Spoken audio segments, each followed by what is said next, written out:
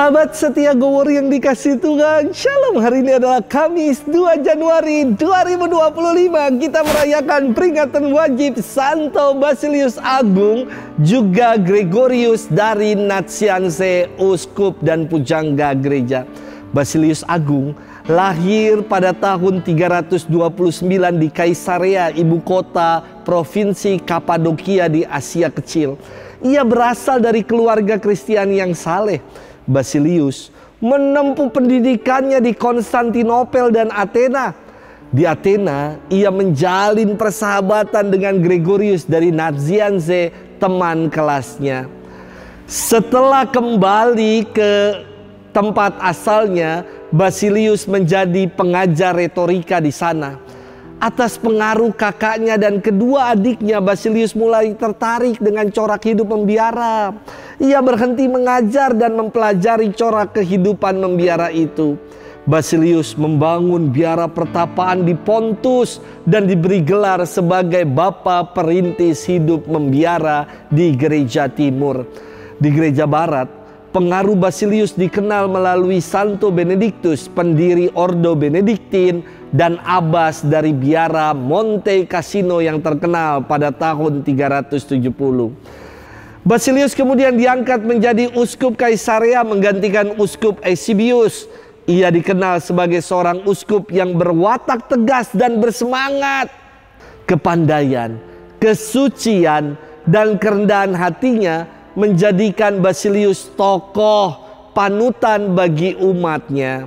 Basilius wafat pada 1 Januari tahun 379. Ia diberi gelar kudus dan dihormati sebagai pujangga gereja. Santo Gregorius Nazianze lahir dari keluarga yang saleh dan diberkati oleh Tuhan. Ibu beserta kedua adiknya juga diakui gereja sebagai orang kudus. Gregorius menamatkan pendidikannya di Nazianze, Alexandria, dan Athena. Di Athena ia bertemu dengan Basilius, teman kelasnya. Keduanya bersahabat. Gregorius kemudian sesudah menamatkan sekolah, ia mengasingkan diri di sebuah pertapaan di Pontus. Tetapi kemudian karena desakan dari ayahnya, Gregorius kembali ke daerah asalnya. Di sana ia ditabiskan menjadi imam dan kemudian ditabiskan menjadi uskup ketika berumur 50 tahun. Ia pun ditabiskan menjadi uskup agung di Konstantinopel. Di Konstantinopel, ia menyaksikan keadaan hidup iman umat yang sangat-sangat menyedihkan karena pengaruh ajaran sesat Arianisme yang sudah menyebar luas. Gregorius memulai karyanya sebagai uskup dengan membangun gereja darurat. Gereja ini disebut sebagai gereja Anastasis yang berarti kebangkitan. Kepada umat, Gregorius selalu berkata, kita harus menghadapi kaum Arian dengan budi bahasa yang manis dan kesabaran yang tinggi. Ia banyak menulis dan mengajar di kota-kota yang menjadi pusat kebudayaan dan ilmu pengetahuan untuk membela ajaran iman yang benar. Gregorius meninggal pada tahun 390. Oleh gereja, beliau diberi gelar kudus dan dihormati sebagai pujangga gereja. Hari ini kita akan bersama-sama merenungkan firman Tuhan yang diambil dari Injil Yohanes 1 ayat 19 sampai dengan 28. Mari kita siapkan hati kita. Haleluya, haleluya, haleluya. Dahulu kala dengan berbagai cara Allah berbicara kepada leluhur kita dengan perantaraan nabinya. Pada zaman akhir ini ia berbicara kepada kita dengan perantaraan anaknya. Haleluya, haleluya, haleluya. Tuhan bersamamu dan bersama rohmu. Inilah Injil suci menurut Yohanes, dimuliakanlah Tuhan.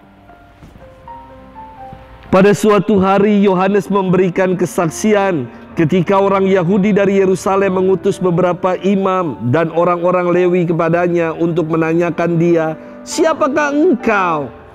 Ia mengaku dan tidak berdusta, katanya, "Aku bukan Mesias." Lalu mereka bertanya kepadanya, "Kalau begitu siapakah engkau, Elia?" Dan ia menjawab, "Bukan." "Engkau kan nabi yang akan datang?" Dan ia menjawab, "Bukan." Maka kata mereka kepadanya, "Siapakah engkau? Sebab kami harus memberi jawab kepada mereka yang mengutus kami. Apakah katamu tentang dirimu sendiri?" Jawabnya, "Akulah suara orang yang berseru-seru di padang gurun. Luruskanlah jalan Tuhan, seperti yang telah dikatakan Nabi Yesaya." Dan di antara orang-orang yang diutus itu ada beberapa orang Farisi. Mereka bertanya kepadanya, katanya, "Mengapa engkau membaptis jikalau engkau bukan Mesias, bukan Elia, dan bukan Nabi yang akan datang?"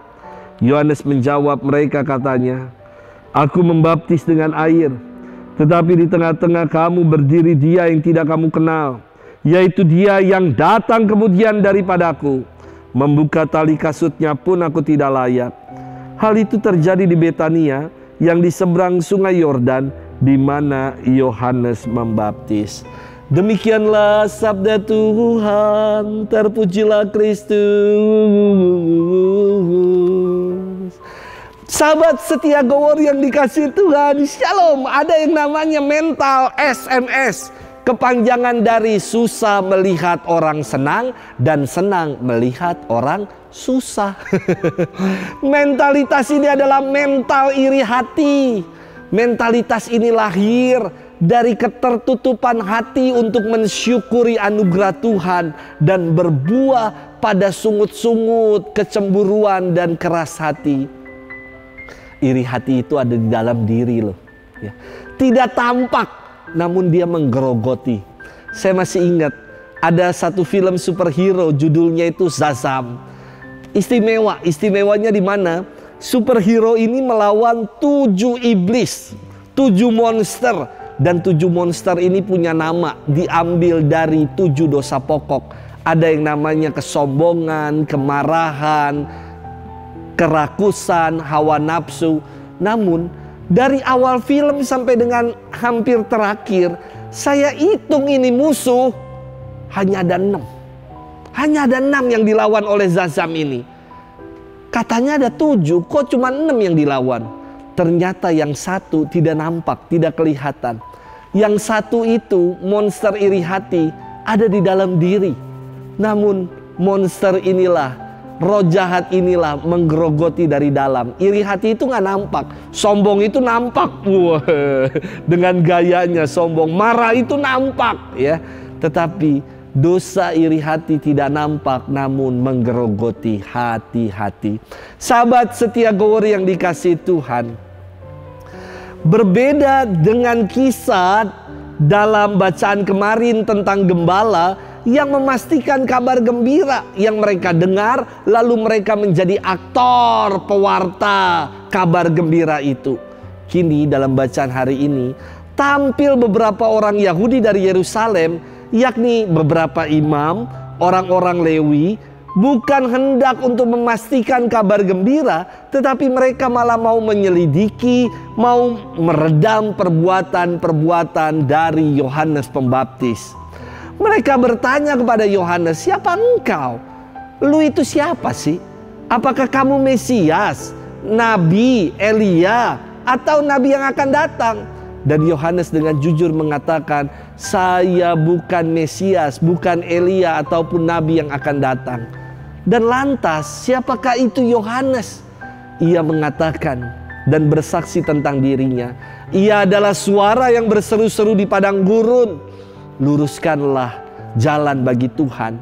Ia adalah perintis jalan bagi Sang Mesias.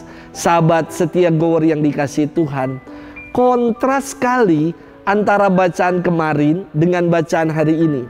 Kemarin para gembala pulang dengan sukacita sambil memuji Allah. Sementara hari ini para imam, orang-orang Farisi yang kepo, yang pengen tahu aja itu, pulang diliputi dengan kecemasan dan gusar atas seruan pertobatan yang disampaikan oleh Yohanes. Pertanyaan untuk kita renungkan, kita ini menjadi pribadi yang macam apa ya? Pribadi yang mau menjadi aktor perdamaian seperti para gembala dalam bacaan kemarin, Atau kita malah menjadi pribadi yang kepo ya, yang suka iri, yang suka sirik, yang kita menjadi pribadi yang envy terhadap saudara-saudari kita, sehingga kita menjadi cemas dan gusar selalu dengan kebaikan orang lain.